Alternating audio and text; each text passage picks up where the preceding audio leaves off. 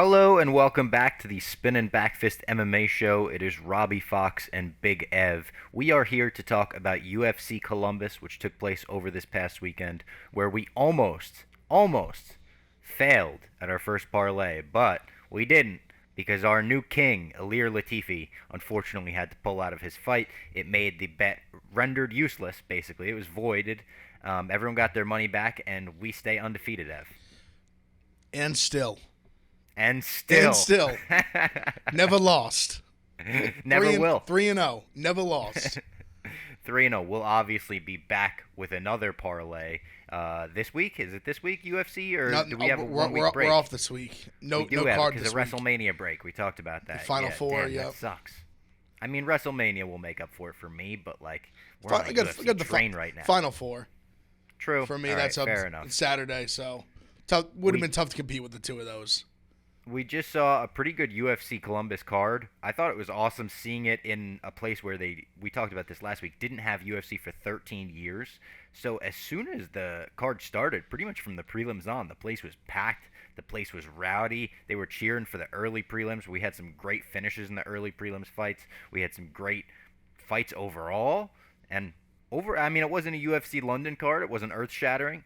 Pretty damn good card, though. Yeah, it was solid. I think it started off just a little bit slow, but then things kind of kicked into gear. The submission, guys undefeated. I hate saying these guys' names. This is the hardest part of this being in this business. The hardest part of the podcast is saying the names. I'm looking at some of the names on there. Kariziev, obviously Gutierrez lands the spinning backfist, our king. Which we extended an invite. I don't think he saw it. I assume, when you land a spinning back fist like that and I message you on Instagram, everyone's messaging him on Instagram right now. I don't even have the little verified thing, so it's not like he's going to see it in a crowd. So it's like the invite is there. If he wants to come on the show, we said new rule. If you land a spinning back fist finish in the UFC, you get an invite on the show. Auto. No question about it. So I mean, if you're a fighter, you want to come on the show, there's your ticket. Yep. You boom. want to spin Spinning back fist. Just start spamming those in fights. Imagine seeing that. It'd be amazing. There was he was throwing quite a bit of them. There was a few guys throwing a lot of spinning. I feel like spinning stuff has gotten more and more over the last few years. Definitely. They were saying it on commentary. When Gutierrez landed him, they were like, "Oh, now we see why he was spinning earlier. Like, we get it now." And you see it. It was a knockout victory. What else did we have? Maia pushes Fiorio to a 3-round decision. Ultimately, Fiorio wins that one. Potentially jump from ranked 13 to top 5. What else on the? There was a lot of talk with her about the leg too. I was seeing later. Like obviously we record Wednesday. Yeah. There was a lot of talk because she almost at the weigh-ins and especially the ceremonial, people were kind of talking about there was a little she had a little limp. Like there was kind of something that going on with her leg, but I mean, injured. You didn't notice it too much in the fight. Like I didn't think it was nothing stood out to me. Stuff like that is weird sometimes. Fighters, even when they come into fights with injuries, I feel like when they get into the fight, they lock into that adrenaline crazed dad strength mode or mom strength mode, whatever you want to call it, and it's like the crazy stories you hear where someone lifts a car when trauma is ahead. It's crazy stuff like that, and they push ahead. The main card had some crazy upsets on it. I mean, one of which would have busted the parlay if that wasn't voided, the Kai Kara France fight. That was the one on our parlay, right? Yep, for sure. Was the one I truly was I don't want to, probably slightly less than shocked. I was extremely surprised. And I'm happy for him. I like him as a fighter. And did you see the video of him with Joe Burrow afterwards? He didn't know who Joe Burrow was. He had no idea who he was. Unbelievable. He's like a fan wants to meet me. And the funniest part, too, his post-fight interview, he was so happy to be in Ohio and shit. He was like, OH! As a New Zealander, he did the whole chant and everything, got the crowd cheered for him, and then went backstage and was like, Joseph, did you say your name was? Nice to meet you, sir. Great video overall. We saw Magny win a decision. I won a bet on that. I bet Magny via decision, so I was happy about that. It was a split decision. Were people going back and forth about this one on Twitter? Did I see about the judges? I honestly, when it was done, I thought Griffin had won, to be honest. Yeah. It was tough because Magny dominated the third round, but not a 10-8 domination, which that wasn't reflective on the scorecard. They didn't give him a 10-8, but I don't know. I thought Griffin dropped him in the first round. I thought he clearly won the first round. I thought he won the second round, and then Magny won the third pretty decisively. But I don't know. I mean, remember it. I'm so bad with. I need to start taking notes. I keep saying this while I'm watching fights. I'm so bad at remembering round by round. But I obviously bet on Magny, so I remember watching it very skewed, thinking Magny was winning, but I was rooting for him. So it's like not really a good indicator. yeah, I think he just had more in the tank like late in the fight. That was Yeah. very clear. The third round, he was wrestling him. Some he was definitely doing a lot of takedowns, a lot of control against the cage. He was also landing some shots too. Like he was starting to piece him up some as well on the feet. Just overall, he definitely The third round was the biggest, I would say, gap between the 3 rounds. Like he won the third round as handily as Most decisively, for sure. But yeah, I mean, I thought Griffin looked good. Like Magny just kind of showed that veteran. Like, I mean, I thought that was his 19th win in welterweight, the most of all. I think he tied GSP, the most welterweight UFC wins of all time. Nuts.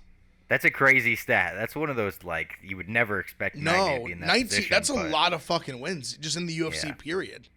Yeah, that's nuts. The first fight of the main card too, another one where a bit of an upset here. Mark Diakasi? Yep. Is that how you Diakase, say it? I think, Mark yeah. Diakasi wrestled.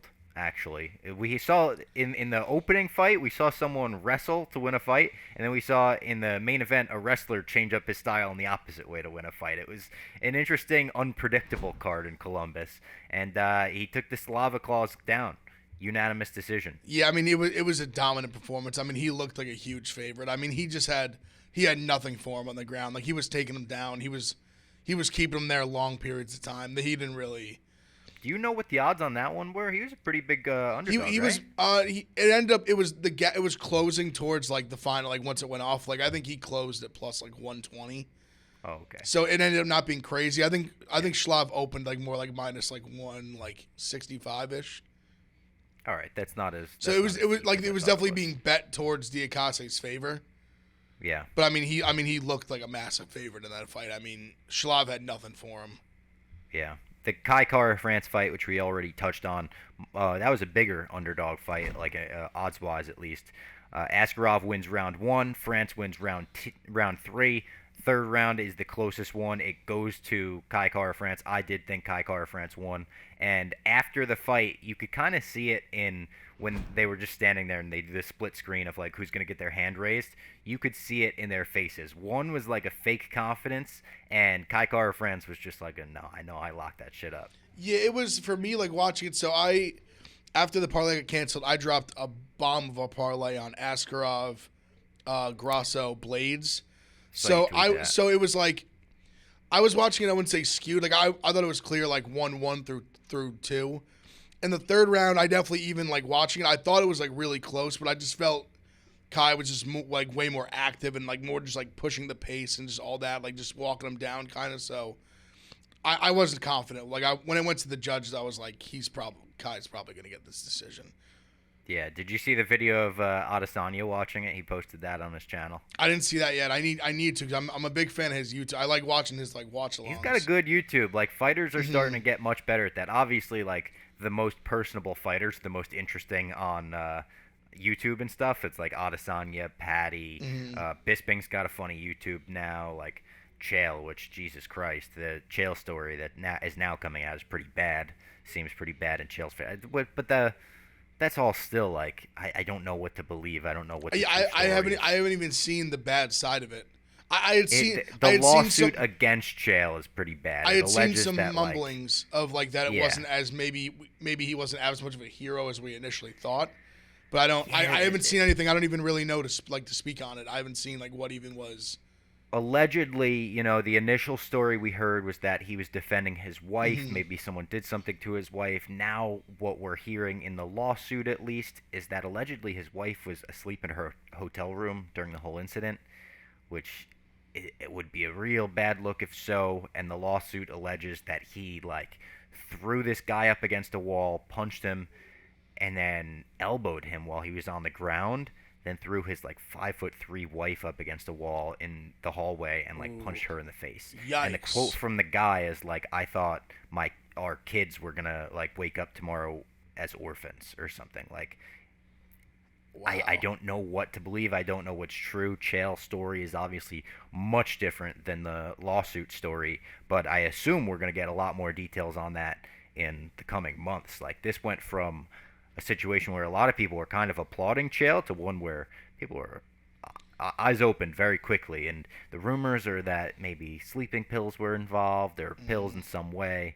Crazy shit. You could obviously find all the lawsuit stuff is public now, and it's some crazy shit. There's articles all over about it. Wow, yeah, because my understanding was that it was basically, yeah, like they had disrespected his wife. I was even hearing rumblings of like crazy stuff where like one of them like slapped her ass like right in front of him. Like I was hearing like outlandish stuff like that. Yeah, I guess we'll find out. Jesus Christ. Crazy. The MMA world fucking never sleeps. Every day you get a story you would never think in a million years we get. A positive thing we could talk about is this Matt Brown versus Brian Barberena fight. Absolute war. I hope that Matt Brown, even though he didn't take this decision, isn't done fighting. I hope he keeps going. I think he will, because he tweeted at Brian Barberena afterwards, which was so classy, so Matt Brown of him. He's like, hey man, I'm never going to complain about a decision or beg for a rematch or any of that shit. But if you would like to run it back, I would also like to run it back. Just the way he like said it was so like badass of him, I think. And just an awesome fight. Exactly what you want out of this fight. When you're Dana White and the matchmakers and you put this card together and you're like, let's put a fucking crazy Matt Brown violence fest together for the Columbus fans. That's what you wanted. He delivered. Did you see Teddy Atlas compared it to Gotti Ward? No, I didn't see it. All right. Listen, it was a great fight. I don't know if it was Gotti Ward. No, that's kind of what I was like. I was surprised of someone of Teddy Atlas's knowledge and stature to say that. Because I always thought it was Matt Brown quote tweeted and said, "This is the biggest compliment I've ever gotten in my life." I mean, yeah. I'm not beating that. It was direct. He was like Brown Barberena was literally like Gotti, Gotti Ward like 2.0 or something. Wow. It was a great fight. It was Matt Brown on the card. Matt Brown like all of a sudden had a chin. Yeah. Because like Barberena landed some bombs. Like honestly, I almost feel like Barberena was just so out of gas. Like I feel like there was a few times that I think Matt Brown was like a one or two big shots away from like going down. I think he was almost like a walking zombie in the sense of like tired, like hurt, where I think if Barberena had put him down with a shot, it would have been like an auto, like the ref would have just waved it off because he just looked so hurt on his feet. And but he when showed you heart. have someone like that, someone like that who's been knocked out before, or someone like that who's pretty good old amount. in his career, like you can get stopped early. I'm glad it didn't. Obviously, it was a split decision. Barberena took it. They could run this back. This could be do Davis and Figueiredo versus Brendan Moreno with these guys. Just run it back 4 times. I'll watch it all 4 times. Put it on every big card. Well, did you obviously to I guess transition off that? Did you see what Figueiredo said? I did see. Did he like sent not an insulting tweet, but like a threatening tweet at Kai Kara France, right? Well, no, not. I wouldn't say threatening. It was more like him basically saying he should fight for the belt instead of Moreno. Oh, interesting. I thought he said, like you bought your ticket like to death or some shit. I mean, he might. I think he did like somewhat, but I think that was more like the competitive nature. I took it as more him being like, because he also called out Moreno and was like, "You're 0-2 against Pantoja." Like he was like, beat Pantoja and then you get the one after. Like I'm basically saying, I want to fight Kai Kara France. I'm gonna beat him. You beat Pantoja and then I'll fight you again for the 4th time. That's interesting. It's interesting that like, why does he not just want to beat like Moreno again if he knows he could beat him? I'm not saying he's dodging him in any way. I'm just saying from that standpoint. Maybe just for like fresh meat. I don't know. I also personally think Moreno is like a tougher test for him. I mean that's been obvious. They've been wars all 3 of them. So I mean I don't know. Maybe he just because I personally think Kai Kara France is like a. I'm not trying to say he's an easy fight. I think he is an easier fight for Figueiredo than Moreno. True, I think he is too. Like I don't know. I just think like I like Kai Kara France. I don't know. Like I was just so surprised the way like he was able. I gotta give KKF credit because I really was surprised the way he was able to defend the takedowns, especially after the first round. Like I mean, he really like didn't really take him down. I think he might have taken him down like once in the second round, or for a very short period of time, like not even worthy of really like I wouldn't even like not a ton of control time. So I mean, I don't know. Obviously, KKF and Figueiredo is just going to be like a banger on the feet, even though I feel like Figueiredo could, if he wanted to, could just like. I feel like he's so much stronger. And his I think he jujitsu is. and his jujitsu so much better. Like I feel like he could just choke him out, kind of like he did Benavidez. Sad. But I mean, I don't know. I still like my idea of doing the Kai Kara fight in France. Do it in France. Kai Kara France in France. Okay. UFC France, UFC Paris, Kai Kara France. Even though he's not French, but fuck it. He's not French. He doesn't have to be. His last name's France in France. Just do Ngannou Furiant and just do like Ngannou title fight. Franceception. The Ngannou heavyweight title fight. Yeah. And then Figueiredo KKF is like the co-main. Exactly. And just he'll come out with a French flag and they'll just it's like when Yokozuna, a Hawaiian, was paraded around as a Japanese guy in the WWF. It was just like people were just like, yeah, he's Yokozuna, he's a sumo wrestler, of course. It counts. Alexa Grasso, first round rear naked choke against Joanne Wood. Not Joanne Calderwood, Joanne Wood. Same person, married someone with the last name Wood. Hysterical. Joanne now on a 3-fight losing streak. Again, I was surprised that this was the co-main event. Congrats to Alexa Grasso, though. I mean, she's got to be like title shot, like right there. Yeah, she's finally turned into the fighter I feel like people thought that she would be when she came into the UFC. I mean, she was young when she came into the UFC, a prospect, obviously, but like she's made it to that point where, yeah. Because I think this was kind of almost like a feather in her cap a little bit to like submit her. Just like obviously her stand-up's very good. Get a first round submission win was impressive. I mean, it was pretty dominant. Yeah, the odds also like indicated that this was basically going to happen. She was a heavy favorite, right? She was minus I think like 250-ish. So she was pretty big favorite. And then in the main event, as I mentioned before, we had Curtis Blades versus Chris Daukaus, and Curtis Blades, the wrestler, who we thought was just going to tackle him, take him down, just maul him on the ground. No, he didn't do any of that. Nope. First round, didn't attempt a single takedown, just kept it on the feet, punching him. He looked great. Actually threw some bombs. And in the second round, lands a huge TKO.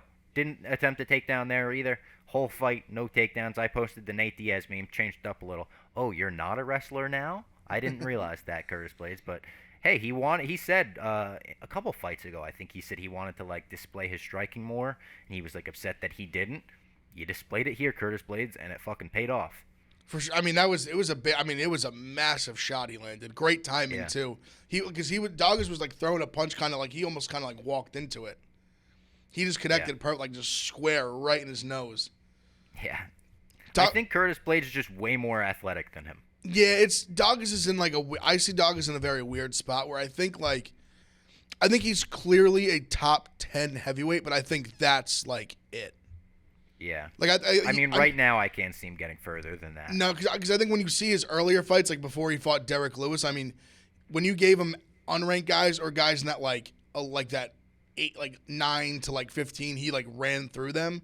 And then he kind of is now like he fights Derek Lewis and Blades and back-to-back gets ran through. I think that's kind of some people were saying like, did the UFC rush him? Did the UFC rush him? I don't know. It's hard to say in the heavyweight division because it's not like it's the division with so much depth where you can like really build someone like that. It's like if you start knocking people out in the heavyweight division, people want to see you face the top 15 guys. People want to see you start to get that shot. Look at Tai Tuivasa. Mm-hmm. Like, he rose so quickly, and it worked out for him. So it's like it's a gamble. It's always a gamble with heavyweights. It's you have to almost consider the division under a different rule set. Yeah, and he's definitely like he literally his first four like first round knockouts. Yeah. Or I think like, Shamil might have been second round. Guy? Like, if he wants to, move up the rankings, you're not going to deny that guy. Well, also, this was a weird circumstance too, because I believe they had two different main events before. Like it was Rakic, Blachowicz. Like that was the initial main event. Blachowicz had to pull out. I can't remember. There was a different main event for this, a heavyweight main event, that I think was briefly made, and then something happened that it had to get canceled. Because I know Daukaus had said it was short-ish notice, like maybe a month and a half, that they needed a main event for this card, and Daukaus said they just called him like, you want to fight Blaze? He just was like, yeah, like it just was like boom, like all right, done. Credit to him, kind of thing. So pretty badass. He just was willing to take the fight because I know watching the interviews leading up to it, his mindset was kind of just like this: if I beat Blades, the Lewis loss kind of just like it's gone. Like I'm right back. I'm right back to where I was if I had beaten Lewis essentially. I don't know. He's a smaller heavyweight. I just think like once it almost was like I almost don't feel bad for it. Like it was almost like levels to like gatekeeping right now in that division, where it's like Blades is kind of like the top gatekeeper, and Lewis is kind of in a weird spot too, where especially now that he lost to Ty, he's almost kind of in that spot too. Damn, he kind of is. But like he's also one of those guys that's so marketable that he'll always be like a fight or two away. He'll always be in the mix. They'll want to give him those shots. For sure. So. It's going to be interesting who they give Lewis next. But Blades, like he called out Stipe after he was in attendance, Ohio guy. Yep, he had the crowd rocking with the OH chants earlier in the night. He chugged a beer, so people were like, "Oh, is him chugging a beer shot at Tai Tuivasa?" It's like, I don't know. Tai Tuivasa doesn't own beer. Yeah, I mean that'd be like, oh, like was Aaron Rodgers taking a shot at Tai Tuivasa? Joe Burrow taking shots? Yeah, everybody who chugs a beer. But it's interesting going forward. I'm wondering like what kind of fight they give Blades after this, because Stipe's now. I mean, it's been like I think over a year. I think it's been right about a year. Because I was gonna say, I remember when he fought Ngannou for like that last time. It was literally during March Madness. Yeah, it was a year ago, like last week. So I mean, they posted that too. They posted it on Fight Night. I think like it's been a year ago since this happened, and I was like, oh man, Stipe was just in attendance. He probably just saw the social media guy, and then he had to post Stipe getting fucking deaded by Francis. Yeah, I wonder what they're gonna do, because now they have it kind of interesting with Blades getting that win. They kind of have an interesting spot where. What they could maybe do, what I wouldn't hate, especially if the rumors are true that Stipe and Ty is going to be a thing, Blades Aspinall, I think, makes a lot of sense. Yeah, you could do that. Because obviously with Aspinall, like he has good wrestling and all that. So I mean, I think beats him. I think he does. I think Aspinall. There's a chance Aspinall might just be the best heavyweight on the planet right now. Wow, you think that highly of him? You think Aspinall beats like Ciryl Gane? I mean, the thing about the way Ngannou wrestled him, like I don't see why Aspinall can't do that. Can't do that to him. True. I was very impressed. Like we've seen Volkov get wrestled before. Like Blades had beat him where he just wrestled him pretty well for 5 rounds. Aspinall is like just with his hands too. I don't know. He really impressed me in the Volkov fight. Like I just think I'd like to see him putting Volkov like that. Putting Volkov in a straight armbar like that, like in the first round. Like that's real. Like he manhandled a super veteran guy. I don't think we've really seen get manhandled in a high pressure situation. That's what I'm saying. Like, oh, first 5-round fight, first main event, whatever, and it's like, no, he didn't need any of that shit. Because I almost don't want to see Ty and Aspinall fight, because I think Aspinall potentially, if he uses the wrestling, could just run through him. Yeah. I mean, that's probably like not a hole in Ty's game. People know that about Tai Tuivasa, and it's easier said than done to take someone down like that when he throws hands like that. But like, if you get a great wrestler with him, I feel like it's gonna be like when Francis fought Stipe the first time. And it's like, yeah, you could just lay on top of him probably. And I know, obviously, I guess in this next card we'll find out how good Chimaev really is. Darren Till compared the two of them.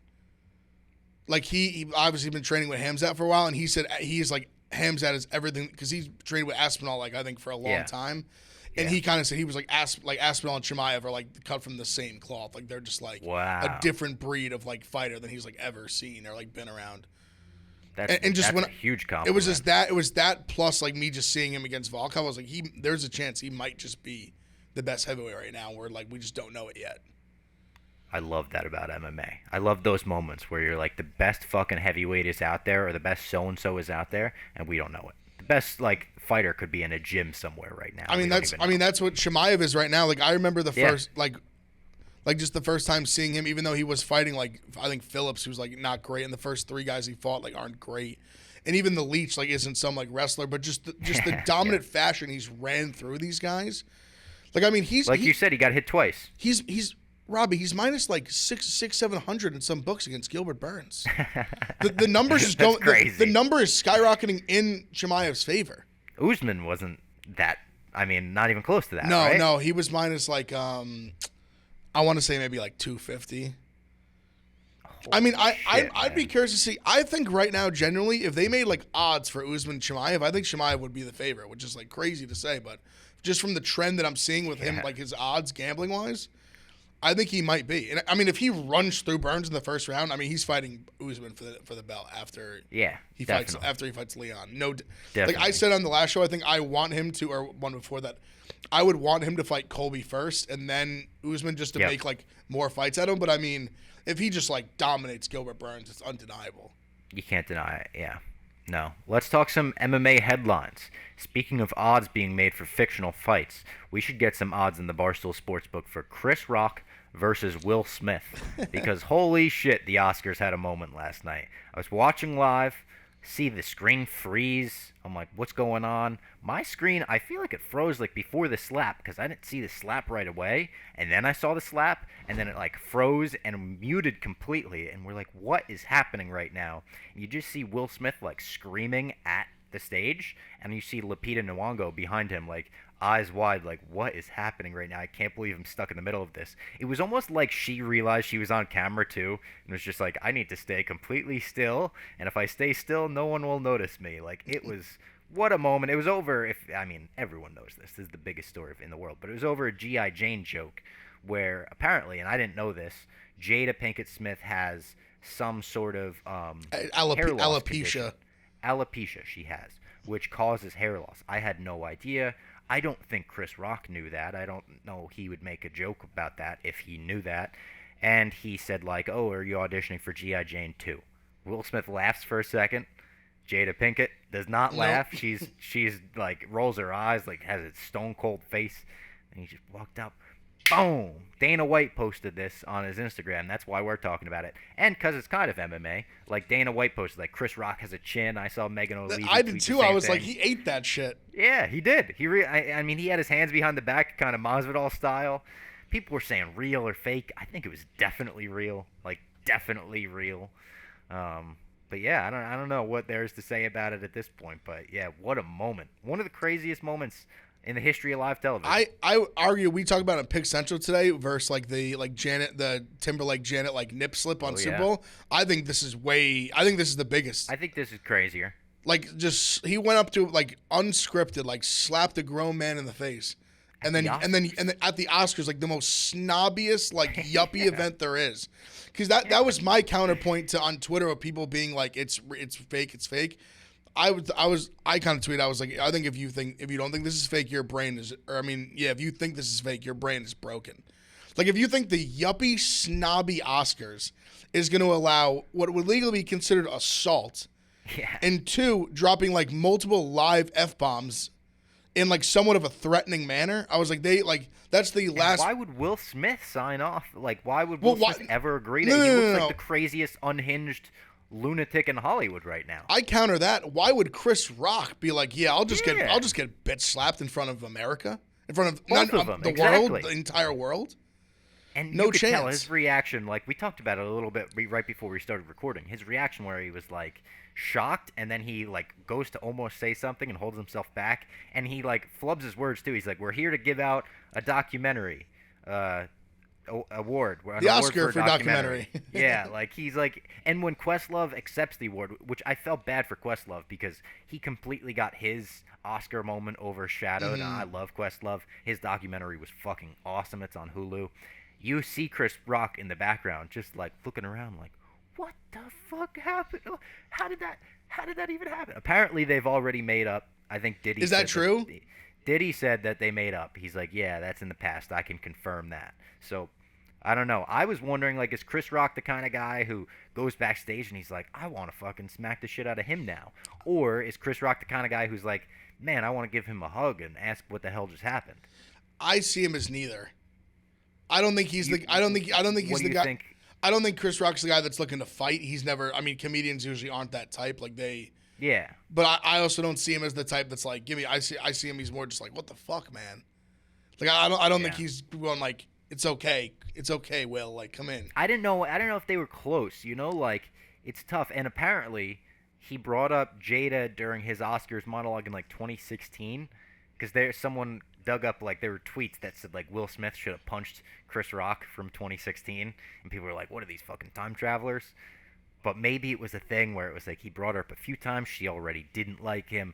I don't know. What a moment, though. I mean, everyone is tweeting about this. This was the peak of Twitter, when you see just everyone coming up with the funniest memes about it. The pictures are great, too. I posted, like, one of the most iconic pictures in combat sports history now is the smack. The form on that smack, too, is just like, boom. Which that part, watching it live, I could see where someone would think it might have been, because the form of the slap had some cinematic, like, feel to it. But just watching it over and over and just all, like, I'm like, this is real. Like, he really did that. He really went up and just slapped the shit out of him. And then he won the Oscar like 10 minutes later. And then he gave a weird ass speech. And like the movie, it was for playing like Venus and Serena Williams, like very overprotective dad. So he starts out the speech. Yeah, he started the speech being like, "We'll do like anything to protect their family," like just very like hitting it like very hard. He's like, "Look at you and me. We're the crazy. They're making us out to be the crazy protective dads." And I was like, "Well, you know, it's a little different." Well, I don't know. I someone in the face at the Oscars. I just think I don't know. I saw it as he called himself a vessel for love. He said, "I'm just trying to be a vessel for love right now." I mean, he just comes off to me like a crazy person. I think so too. Like, I mean, he's a Scientologist too. And just I think just a lot of the stuff that's happened with him and Jada over the last like few years. I don't know. To me, I took it as like you can. I mean, I'm like half tongue in cheek saying this. Like, I think he's kind of like the biggest simp in the world. Oh yeah. Like Jada Pinkett's out there fucking everybody. Yeah, cheating on him. I was like, you didn't assault August Alsina when he was fucking your wife. No. But you're assaulting Chris Rock for making a joke about like the G.I. Jane joke, which I go back and forth. I've actually had a few. I don't know. I think there's different levels to alopecia. Like I actually have a couple. I don't know anything about like it. Marty actually had alopecia in his beard. Really? He had to get like these like you get like syringes, like shots, and he would get it like under his beard, like they're little. He used to have these little like blotchy spots. And actually, I had like one of my closest friends growing up had it at one point where he actually like he grew out really long hair because he had it on the back of his head. Like he used to have kind of shorter hair like mine. Mm-hmm. And he ended up growing really long hair because he had like hole spots. He like pulled it up one time and showed me like in the back of his head where it's just kind of like little like circles of spots that like where hair doesn't grow. I think it can range very much so. So I know obviously she had the shaved head. I don't know if maybe she might have just did that because it was so like she kind of just had to go like full. So I don't know. So I want to be like empathetic to that. But I don't know. Totally. Like, but I guess there's part of me that's kind of like, I don't know. Obviously it struck a nerve with her, but there's part of me that's just kind of like, it's comedy. It's a joke. I don't know. Maybe I'm being insensitive. I also don't think, I feel like Chris Rock probably didn't know that. It seems like something that would be a little over the line, and like not over the line in that I'm like he deserved to get smacked in the face on live television in front of a billion people, or not a billion, not that many people watch anymore the Oscars, but yeah, fucking crazy, just a crazy moment overall. I guess Chris Rock, I mean Kobe pressed charges, he didn't, so yeah, fact. Chris Rock is he did not press charges, he did not file charges. No, some other headlines that Tom wrote down for us. Let's start with this one. Molly McCann officially signs with Barstool. This happened like right after our last show. Molly McCann, we knew she was going to sign basically when we interviewed her. We didn't say it officially. We were like, I assume you're in talks. But yeah, signs a 6-figure deal, solid 6 figures, Graham said. And she's going to start making content like Patty. She said she's going to come to New York at the end of April. She wants to do beer reviews, meatball reviews. She'll do stuff with us, I'm sure. Her and Patty seem so down to do whatever with Barstool. So obviously look forward to the two of them together and a bunch of content from us and them together in the future. That's a great signing. No, congrats to Molly on the bag. Big fan of hers. No, I'm super excited to meet her in person. I've met Patty. I've not met her in person. It's going to be awesome. I just feel like doing content with them is just going to be like fun. We're just going to have a good time. We're just going to like eat and just fuck around and talk shit. And Did you see the video of her falling off the bar at the after party singing Sweet Caroline? Yeah. I mean, that's just she's just great. Tremendous. She's great. It's like it's almost like the Scouser version of like Bill's Mafia is like their crew. That's what I said. They're like Boston people. They remind me of just like from Boston, but they're just like Liverpool. We now have Barstool Liverpool. Yep. That's our new section. So congrats to Molly. We're excited for the future, all that. Masvidal has been arrested. Post bail, pleads not guilty. We talked about this in the office because I didn't understand the not guilty thing. I asked you, I was like, how do you plead not guilty? Yeah, I would say, unfortunately, I've been through the legal system a few times. Yeah, you just the first court, you're not. You could be on camera putting a bullet in someone's head. You say not guilty the first time. Yeah, that's just how, like you always. That's kind of like just how it goes. We got a mug shot. He's got a cool mug shot, It's one of those, like, add it to the wall of MMA mug shots, some of which where you're like, all right, that one's bad. We can't glorify that one. And some of which you're like, all right, he chipped a tooth. We could fucking put that on the t-shirt He just looked pissed. He just looked pissed. There was the video of him running out of the car to the place where he like did a Would little they book jog you or up? whatever. Yeah, he had the Yeah. handcuffs on. Yeah. That was tough. I mean, I don't know what there is to say about it. Do you think he's going to do jail time? I don't think so. Probably not. I mean, I don't know. I mean, it seems. I don't know anything about it. I just assume like he'll probably get community service. And I would think he he has enough money that I would think his lawyers would get him to not serve jail time. I would think, unless Colby like really wants to like full frontal pursue this. I don't know. I mean, maybe he could, because Colby could in theory even pursue like civilly if he really wanted to as well, which is a whole other thing. But. Do you think this is such a different scenario? It's not the same at all. I'm not trying to compare it. But I saw with the Cain Velasquez stuff that Dana White and a bunch of MMA fighters, Daniel Cormier, all wrote letters to like the county sheriff like on Cain's behalf. Do you think if Colby tried to like press charges to get Jorge in jail, and Jorge reached out to Dana, was like, "Can you write a letter on my behalf?" that Dana would do that? I think maybe Dana would write one on his behalf, but I think it'd be more like under wraps. Yeah. Like obviously couldn't be publicized as much. Well, I mean, I don't think people are like running. I think it seemed people are like in the MMA world, at least MMA fighters. I feel like it seemed kind of like split. Oh, totally. Like I think it was very much like. I'm not trying to compare the two. I just know that is a thing where like Dana is a person in high power or whatever that could write letters like that to county sheriffs or judges. And I was like, I wonder if he would, if he got asked. Yeah, I guess I'll say that he would.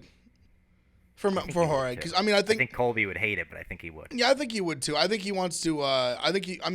He's obviously like regardless of him losing fights, he's still one of the more high profile guys. He's a pay-per-view guy.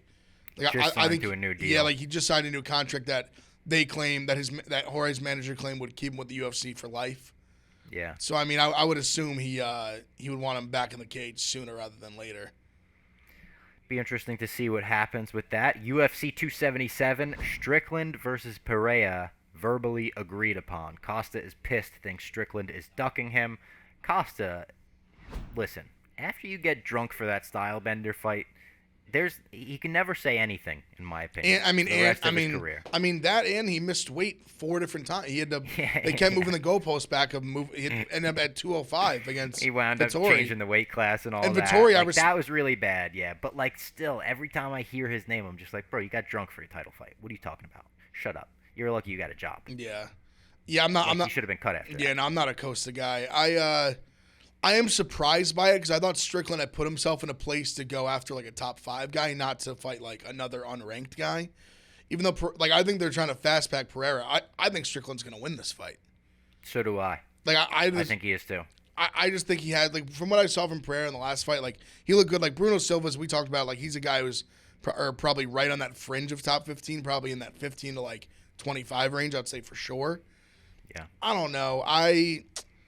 I'm surprised. Like I said, I would love to see Strickland fight someone else. I would like to see him fight like a Vettori or like a Costa or someone like that. Some people were saying like, is Strickland like being held back because he's too out there for the UFC to like put in a high position like that? I don't know. I don't know if ESPN has any say about stuff like that. If the matchmakers even care about shit like that. I mean, I have no idea. Yeah, I don't know. I mean, it's the fight game. Like, it's kind of what you sign up for. I mean, you got Greg Hardy on main cards. I mean, I know my like gut says no. My gut says like I don't think Dana gives a shit about that. Like he's like if you could fight, you could fight.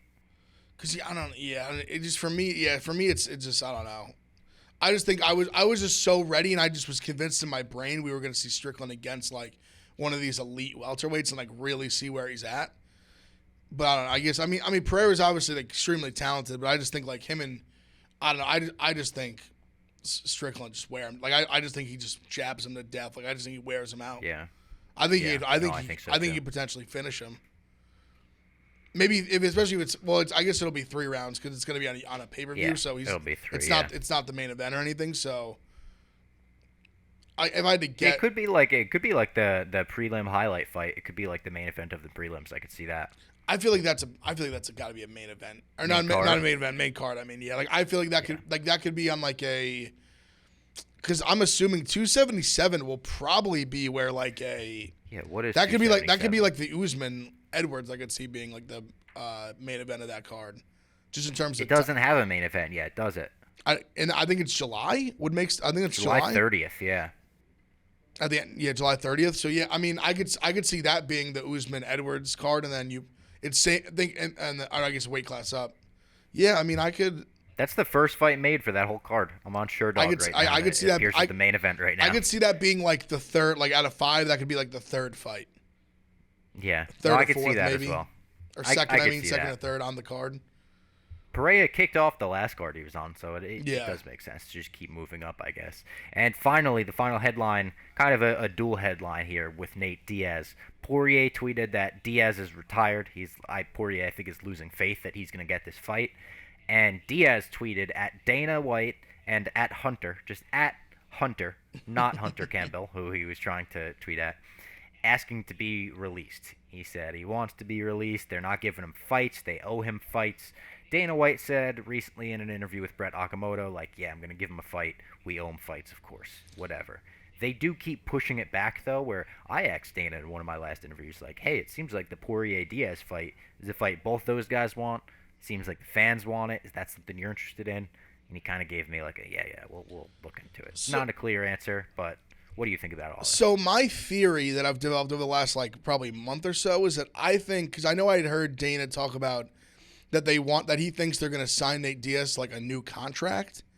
Mm-hmm. So my theory is that he basically is like trying to hold out on giving Nate Diaz a fight until he signs a new contract. Like, I think he doesn't want Nate Diaz to be a lame duck, because then once he fights this next fight, win lose, it's not a title fight. Obviously, he can do whatever he wants. He could go fight Bellator. He could go fight Jake Paul. He can do all these things that he couldn't do, obviously, under contract. So that's where my business brain is at from Dana's, where I could see that it would make sense from his perspective, where he's like, let's like hold off on this. Because I mean, the two of them, I thought there was a chance. I thought this fight was going to happen in like March. Like they both have been begging. Like Poirier, like 2 weeks after the fight with Oliveira, was like, I'll fight Diaz, and Diaz. I was going to say, didn't he want to fight him in like January? He literally, like, I thought in March. I almost thought they were going to put it on the Kobe like Masvidal. Yeah. And make like Diaz, and make it like a super card, and make like Diaz and Poirier like the co-main. It's fucked up that this is taking so long to get made, but like there has to be a reason. See, why. that's like why you said, that's why I be, think that's why. I think it makes sense. Because just both hearing fighters want it, and it's like, why would that's what it's kind of like they're both sitting around. That like, could be a pay-per-view main event without a title shot. Yeah. Like people would just buy it for that. So it's weird that this hasn't been made. The tweet that Nate Diaz had was so funny when he even said, like, I'm sorry, I apologize for asking online, but this is urgent. You need to, like, get me out of here, whatever it is. I texted you guys. I just think it's like Nate Diaz wants a vacation in Hawaii. Yeah, he wants to just bring all his boys. Hawaii. Yeah, bring all his boys, free vacation. He gets to kick someone's ass. Everyone cheers. They can line him up with a tomato can. Honestly, even in Bellator, I don't even think they have to do tomato can. He could fight, like, Benson Henderson again or something. Yeah, who's fighting Peter Queally now. That's right. Dublin, Yeah. Which is going to be like a banger of a fight. The crowd's going to be rocking for that one. Peter Queally comes out to Zombie, so the crowd's fucking going to be all banging, singing that. It's going to be a card to keep your eye on. Bellator's got a bunch of great Irish fighters right now. Yeah, they do. They basically just like went to SBG after Connor blew up, and they were like, "We'll take all the rest of them." Yep. It worked out for them too. The James Gallagher, Peter Queally, Brian Moore. They've got like a ton of like actual good names. Lee Hammond's coming up the ranks now. He'll probably get signed soon. We'll see. I think that's it on headlines. I think that's it on UFC Columbus. That's it on Chris Rock and Will Smith. I'm interested to see if that becomes a thing in the future. Imagine a celebrity boxing match, Chris Rock versus Will Smith. See, those guys, it's too rich. Beat his ass, I think. Too rich. Yeah. Both too rich. Will Smith also played Ali. Yeah, he did. If you haven't seen that, nah, Chris Rock's Ali, not great movie. Chris Rock's not getting in the ring. I love Chris Rock. And also, I saw somebody posted this, and they were like, it's so true. They were like, does everybody really hate Chris? Because what the fuck is up with everyone comforting Will Smith after that moment? Everyone's like, oh, Will, it's okay. Will's crying, and a sad Will Smith. Chris Rock got slapped. No, I'm team Chris Rock. I'm team Chris Rock. I'll put that on record for sure. Yeah, we're team Chris Rock. I just think you can't have like, I just think Will Smith is a man who's like just been like broken down by the media with all the the entanglement's tough. Like that's, I could see like just as like a man, there's some sort of like man ego to you. That's like embarrassing. Like, very embarrassing to, like, sit there in this massive video just talking about your wife just, like, being with other men. Like, that's got to be... And now he's a meme in that moment, like, too. Yeah, him crying, like, him just, like, sobbing. Like, that's got to be, like, really, like, just, like, ego, like, gut check moment where you're just sitting there, like... And she's talking about it so... And that's been the thing for me, like, watching kind of the whole thing. I said Kelly Keegs made, like, a good video kind of breaking down the series of events that they've had, like, over time. And I guess she had for a while talked about that they were just like in an open relationship, and it always was more like she wanted to be open and he was like no, but he kind of just dealt with it because he just loves her. It just seems to me as the classic sense of like some high school relationship where like the one like he clearly is like way more in love with her than like she is with him. Yeah. So she just kind of has him like around her finger. Do you watch Succession? I don't. I've seen episodes here and there. I don't think they're like, if you watch Succession, it's like Shiv and Tom. It's like these two characters, they get married, and on their wedding night, the woman says to the man, like, I would like to have an open relationship. And he's like, well, fuck, we just got married. Like, so it's just like, he's like, I guess I'm in. This whole thing, that's kind of what it seemed like to me. Like, she clearly, like, needs other men in her life, and it does seem that he, like, needs, or at least doesn't seem like he needs other, I don't know, that's a weird... He was partying it up to Big Willie style afterwards, though. He didn't care. Yeah, he was with his Oscar. He's going nuts. That almost seemed to me like he was like masking some. Yeah, like that's. Yeah, I think Trent tweeted like the more he laughs, the more I get terrified. That's what I'm saying. I agree. That's a great tweet. I agree. Because I think I'm gonna say over under 48 hours until we get a formal apology from Will Smith. Yeah, we're gonna get a notes app or maybe even like I think a video. I think we get a video. I think we get a video with even Jada potentially in the video. Oh, Jesus Christ! Now you see why his daughter became an emo girl. Yeah. Badooch. And the pod with a little pun there. Not a great song by her at MGK, but all right, that was the Spinnin' Backfist MMA show, UFC Columbus recap edition.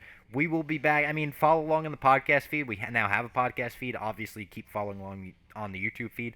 We'll be back for UFC 270. Is it 273? Yep, 273. Preview show. Great card. Awesome card. Next week. So look out for that. We'll have some interviews with fighters on the card. Already talked to one. I'll tell you guys right after we go off the podcast. So we'll see you guys then.